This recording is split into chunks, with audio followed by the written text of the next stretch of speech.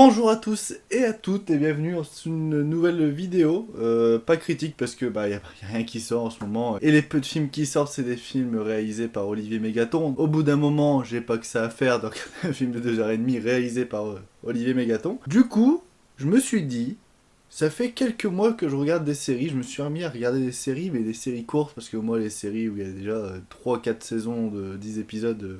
ça me paraît trop long. Je me suis dit, je vais faire une recommandation de séries que j'ai vues dernièrement. Sauf que c'est des séries qui, en cherchant un petit peu, je me rends compte qu'ils sont pas si connus que ça. C'est des séries un petit peu cachées, des séries qui ont leur petite popularité, mais qui n'ont jamais dépassé le cap de séries unanimement vues, etc. Il me semble qu'il y en a 7 séries, qui sont passées un peu inaperçues. Je vais pas faire ça sous forme de top, je vais vous dire si... c'est vraiment du top qualité, ou si c'est vraiment une série qui m'a plu moi personnellement et qui peut diviser, j'en sais rien.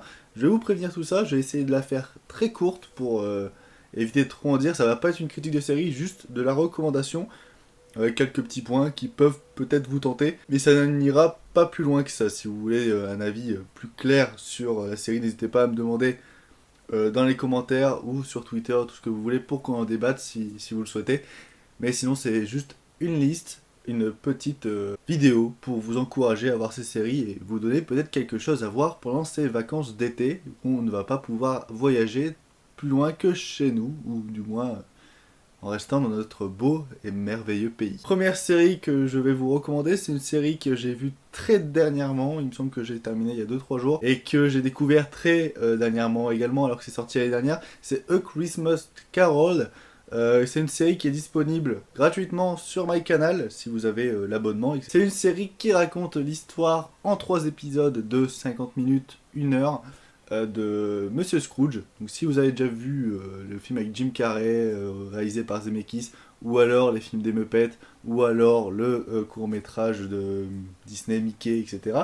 C'est exactement la même histoire, c'est Monsieur Scrooge qui est chez lui, qui n'aime pas Noël, qui est aigri, qui est méchant avec tout le monde, dont son larbin, le mec qui aide à écrire ses livres. Et pour contrer cette méchanceté et lui donner la magie de Noël, il va recevoir la nuit de Noël 3 esprits qui vont lui rendre visite et essayer de lui changer les idées, des esprits plus ou moins malfaisants dans leurs idées, et avec tous des histoires plutôt assez intrigantes. Ce que j'ai beaucoup aimé avec Christmas Carol, c'est que déjà il y a un bon casting. Monsieur Scrooge est joué par Guy Pearce, un des esprits de Noël est joué par Andy Serkis, et nous avons aussi Ebenezer, non, je sais plus comment il s'appelle, le premier esprit, qui lui est joué par un des acteurs les plus pris par Guy Ritchie, etc. Donc très très beau casting au sein de la série. Elle est réalisée par Steven Knight, qui a pas fait non plus des excellents films, mais c'est toujours des films pas mal sans plus. Là il a réussi à rajouter une patte à A Christmas Carol, une patte très dark, très fantasy, où ce qui va être raconté c'est des choses plutôt plutôt sombre, même la photographie est plutôt très sombre, etc. Donc je sais pas si l'histoire vous intéresse, moi c'est une histoire que j'aime plutôt regarder un soir de Noël ou des trucs comme ça, pour faire respirer la magie. Là c'est pas vraiment un soir de Noël, c'est plus des trucs... il y a la magie derrière, mais c'est un esprit beaucoup plus Halloween.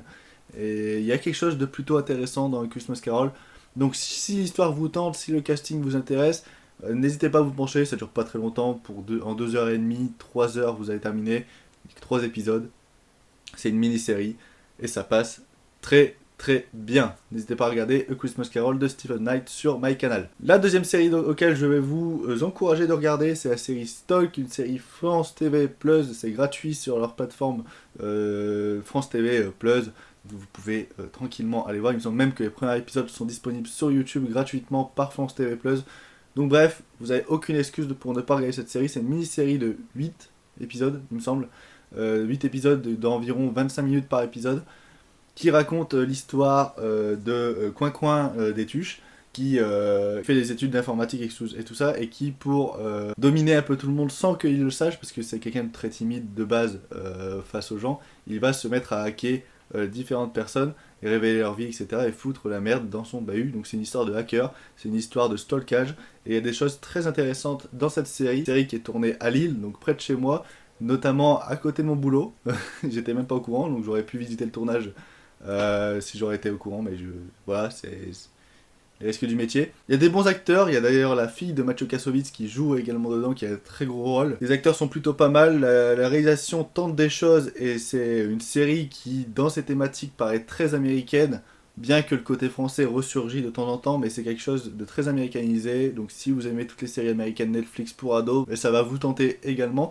Bien que c'est plus mature, ça tente des choses, c'est une série française qui est plutôt bien réalisée, on voit qu'il y a un petit peu de budget également. C'est une série qui passe tranquillement, 25 minutes par épisode, un très beau rythme, des très beaux retournements et une fin qui est très satisfaisante aussi. Ça n'empêche qu'il y a des petits défauts de réalisation aussi, notamment des mix sonores qui sont pas au top. Quand c'est en boîte de nuit, le son sature ou des fois il diminue trop pour faire passer les répliques devant. Enfin, ça paraît hyper irréaliste dans la gestion du son à certains endroits.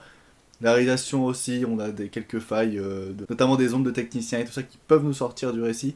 Mais ce petit côté amateur à la série rajoute aussi un petit charme qui fait qu'on est un peu plus indulgent, bien que ça reste dans sa forme et surtout dans son fond une très bonne série. Donc Stalk, c'est sur France TV+, sur YouTube et sur le site gratuitement, n'hésitez pas à la regarder, c'est très bien également. Autre petite série, ici c'est sur MyCanal, pareil des épisodes de 20 à 30 minutes, c'est L'Effondrement. C'est une série presque anthologique mais pas trop, parce qu'il y a certains liens entre certains épisodes. C'est une série qui va essayer de nous montrer en images comment va se passer l'effondrement économique, l'effondrement environnemental, tout ce que vous voulez. C'est une série hyper pessimiste qui va aller droit au but. Tous les épisodes sont hyper intéressants, il y en a qui ressortent peu à peu. Ça peut ressembler à du Black Mirror, c'est ce qui peut arriver dans 10 ans. C'est hyper prenant, tous les acteurs sont absolument fabuleux. On a un épisode dans la centrale nucléaire qui fait penser un petit peu à la série Tchernobyl, qui est hyper prenant, et tout ça en même pas un quart d'heure. Bref, c'est une série qui prend aux tripes, c'est une série qui nous montre la réalité, et tout ça sous forme de divertissement, et surtout il y a un épisode dans cette série que je considère comme étant un pur chef-d'œuvre. Si vous avez vu la série, c'est l'épisode dans la maison de retraite qui arrive, il me semble que c'est l'épisode 6, celui-là, si vous ne pleurez pas, je ne comprends pas. C'est absolument fantastique ce qui se passe dans cet épisode. Bref, c'est créé par les Parasites, il me semble. C'est la communauté Parasite qui vient d'Internet. C'est fabuleux. C'est une de mes grosses claques de ce confinement et ça se bouffe en une soirée. Et si vous n'avez pas entendu, c'est sur MyCanal, vous pouvez aller regarder si vous avez un abonnement Canal+. Là, je vais vous parler de la série la moins récente de cette liste. C'est Outcast qui est une série adaptée du comics de Robert Kirkman. Robert Kirkman qui est celui qui a écrit les comics The Walking Dead et qui est également un des showrunners, il me semble, de la série, etc. Donc c'est une série faite par à peu près les mêmes équipes que The Walking Dead, en somme. Ou en tout cas les comics sont de la même équipe de ceux qui ont fait les comics The Walking Dead, bref vous m'avez compris. Et pour ceux qui disent que The Haunting of Hill House est la série la plus flippante, je ne l'ai pas vue, j'ai vu quelques extraits et je veux bien y croire, je suis désolé. Et bah, Outcast, c'est pour moi la série que j'ai vue horrifique la plus flippante. Je me rappelle, sachant que la série date de 2016, que j'ai beaucoup flippé, notamment dans les premiers et derniers épisodes. C'est l'histoire d'un mec qui est possédé par un démon, sauf qu'il va faire sa petite enquête et il va changer un petit peu le monde au bout d'un moment. C'est pas une série policière en somme, c'est plus une série d'exorcisme super anti-héros. Enfin bref, c'est un peu plus compliqué que ça.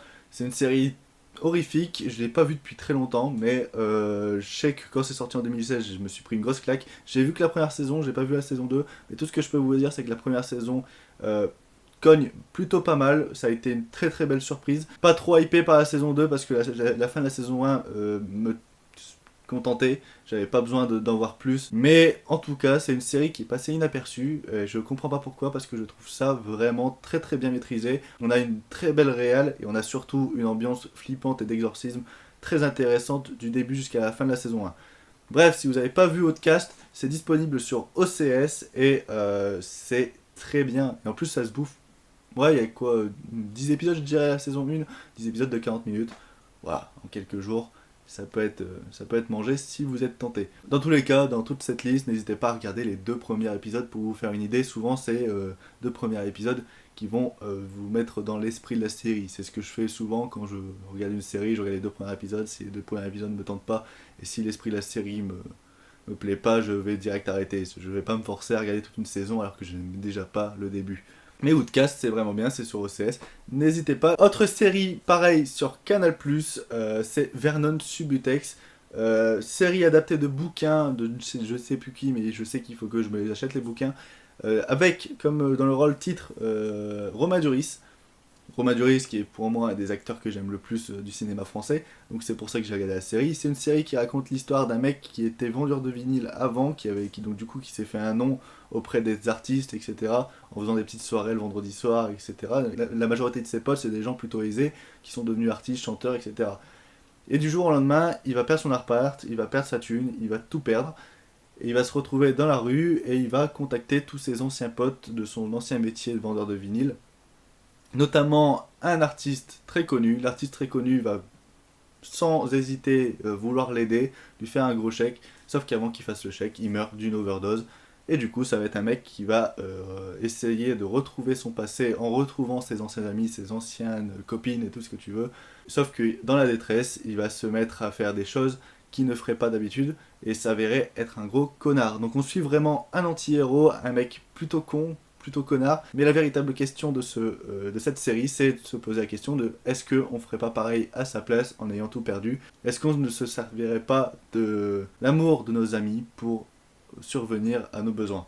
C'est quelque chose de très intéressant. En plus, le personnage de Romain Duris, c'est un gros connard, mais il est attachant. On a une gamme de personnages très intéressants, on a une réalisation qui, à certains moments, paraît très classique, mais à quelques moments d'éclat dans la série, notamment quand il se met à vraiment devenir un film de vraiment stoner, où on va être dans des boîtes de nuit et on va avoir des séquences un peu psychédéliques. C'est une série qui va sûrement diviser, c'est pas une série que j'ai vue à plu à beaucoup de personnes, mais n'hésitez pas à regarder le premier ou le deuxième épisode pour vous mettre dedans, essayer de voir si l'univers et les personnages vous plaisent. Mais en tout cas, c'est une série qui peut vous plaire si vous aimez tout ce qui est trip réaliste avec un questionnement social et un questionnement de soi-même. Enfin voilà, c'est très intéressant. C'est pas non plus la grande série du monde, mais si vous êtes tenté, n'hésitez pas, Vernon Subutex pour moi c'est une très grosse recommandation et c'est sur Canal+, si vous avez un abonnement. Avant-dernière série et dernière série Canal+, encore une fois. Celle-là, c'est la série, je pense, la plus connue de cette liste. C'est la série faite par Thomas Lilti, donc celui qui a fait Hippocrate, Maison de campagne et Première année. 3 films que je n'aime pas, et qui a fait une série, pareil, encore sur la médecine, sur Canal+. Ça s'appelle Hippocrate, c'est avec Louise Bourgoin, Alice Belaïdi, et je sais plus les noms des acteurs, mais en tout cas c'est tous des putains de bons acteurs, et ça raconte l'histoire de mecs, d'étudiants qui sont en intérim dans un hôpital pour remplacer les médecins qui eux sont en confinement à cause d'un virus qui s'est transféré dans l'hôpital, tous ces trucs comme ça, et on va les suivre pendant, il me semble, une semaine, jour et nuit, sans relâche, dans cet hôpital. Et ils vont s'attacher à certains patients, ils vont avoir certains problèmes suite à une erreur qu'ils ont faite parce que c'est des débutants, des étudiants. Et on va savoir, on va vraiment être dans les émotions, on va vraiment être dans l'attachement, on va vraiment être dans le problème. Il y a une très grosse suspense, tous les personnages sont attachants, même ceux qui passent le plus con dans les premiers épisodes, à la fin on finit par s'y attacher, on finit par rencontrer leurs problèmes, leurs complexes. C'est une série très réaliste et je trouve que c'est le boulot de Thomas Lilti qui mérite le plus d'être vu dans toute sa filmographie, sérigraphie, tout ce que vous voulez. Hippocrate, c'est sur Canal+, si vous l'avez jamais vu, c'est très très bien, c'est très touchant, et en plus ça prend au trip, et ça permet de valoriser le métier de médecin qui est beaucoup trop oublié, surtout en ce moment, où les gens n'ont que plus que ça à foutre de les applaudir au soir, donc du coup ils finissent par les oublier, et passent inaperçus, alors que tu vois, et tu remarques avec cette série que c'est vraiment un boulot très compliqué. Et la dernière série, c'est une série qui est sur Apple TV, mais que j'ai pas Apple TV, donc voilà. C'est une série avec Jennifer Aniston et Steve Carell. Ça s'appelle The Morning Show, et ça par contre, bordel de merde, qu'est-ce que c'était bien. Ça raconte l'histoire d'une émission de télé qui s'appelle Le Morning Show, qui est présentée normalement par Jennifer Aniston et Steve Carell, qui sont deux super amis en plus d'être deux super présentateurs. Sauf que Steve Carell va être accusé d'harcèlement sexuel etc., etc., etc. Donc du coup, il va devoir rester chez lui, l'émission va en prendre pour un coup parce que la réputation de l'émission va bien diminuer. Et du coup, Jennifer Aniston va devoir chercher un autre partenaire, sauf qu'il s'avérera être une femme qui n'a pas sa langue dans sa poche. Et du coup, ça va être la relation entre Jennifer Aniston, la femme qui remplace Steve Carell, qui est joué par Reese Witherspoon, je sais pas si je l'ai bien dit, et la relation aussi de Jennifer Aniston et Steve Carell qui va être très complexe. C'est une série très divertissante qui montre plein de choses. C'est une série qui reprend l'affaire Weinstein, qui essaye de la décortiquer tout en restant vraiment dans une fiction. Il y a des scènes qui sont vraiment très malsaines, il y a des scènes qui passent vraiment bien. En tout cas, je trouve que c'est le meilleur rôle de toute la carrière de Jennifer Aniston. Steve Carell est incroyable, Reese Witherspoon c'est une grosse révélation pour moi dans cette série. Bref, très beau casting, très bonne réal, très beau fond. Et en tout cas, c'est une série que je vous recommande maintenant, tout de suite, c'est sur Apple TV.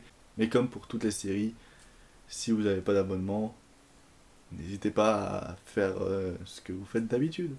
Bref, c'était Loan, j'espère que cette vidéo liste vous aura plu. Dites-moi en commentaire si vous avez vu les séries, ce que vous en avez pensé, si vous comptez en regarder, ce que vous avez pensé après quelques épisodes. Ça me ferait très plaisir de débattre avec vous sur ces séries-là, savoir votre avis en général. Sur ce, on se retrouve très prochainement pour de nouvelles vidéos et salut, bisous, ciao.